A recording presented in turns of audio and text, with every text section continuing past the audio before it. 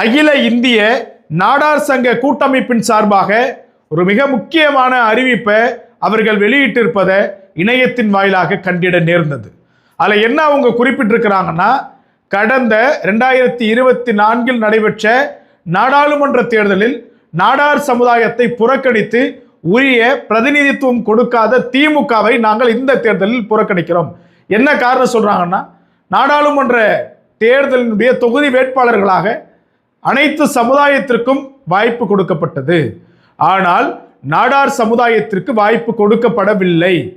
நாடார்களினுடைய வாக்கு மட்டும் வேண்டும், ஆனால் நாடார்களுக்கு உரிய பிரதிநிதித்துவத்தை கொடுக்க மாட்டீர்களான்னு சொல்லிட்டு அவர்கள் இந்த தேர்தலில் திமுகவிற்கு வாக்களிப்பதை புறக்கணிப்பதாக தெரிவித்திருக்கிறார்கள்.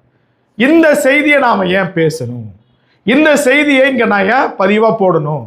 எதற்கு சுட்டி காட்டணும் அப்படின்னு சில பேர் என்னலாம், ஒரு வேட்பாளருக்கான பிரதிநிதித்துவத்தையே கொடுக்காத திமுகவை நாடார்கள் புறக்கணிக்கக்கூடிய தருணத்தில் வன்னியர்களுக்கான இடஒதுக்கீட்டினை கொடுப்போம் கொடுப்போம் கொடுப்போம் என்று இந்த இனத்தை ஏமாத்தி, இந்த சாதியை வஞ்சித்து, இந்த இனத்தினுடைய மக்களை துஷ்பிரயோகம் செய்தவர்களுடைய வாக்குகளை ஆட்சியில் அமர்ந்த ஸ்டாலின் அவர்களுடைய ஆட்சியை நாம் புறக்கணிக்க வேண்டும் என்பதுதான் இந்த காணொலிய நோக்கம். வெகுண்டெழுந்து கொண்டிருக்கிறது தமிழகத்தில் இருக்கக்கூடிய பிற சமூகங்கள். ஆனால் இந்த வன்னிய சமூகம் மட்டும் இடஒதுக்கீடு கொடுக்காத அந்த இயக்கத்தை இன்னும் ஏன் தூக்கி பிடிக்க வேண்டும்? சொல்லுங்க பார்ப்போம். இல்லாததை பேசுறோமா, இல்ல கற்பனையா புனைந்து பேசுறோமா? கிடையாது.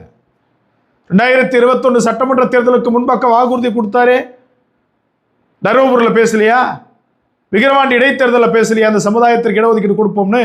அப்படி இடஒதுக்கீடு கொடுக்காத இந்த திமுகவை நாம் புறக்கணித்த நம்முடைய பலத்தை காட்டினால்தான் எதிர்வரக்கூடியவர்கள் இந்த இனத்தை கண்டு அஞ்சுவார்கள்.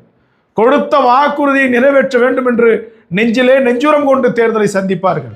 திமுகவை புறக்கணிப்போம்.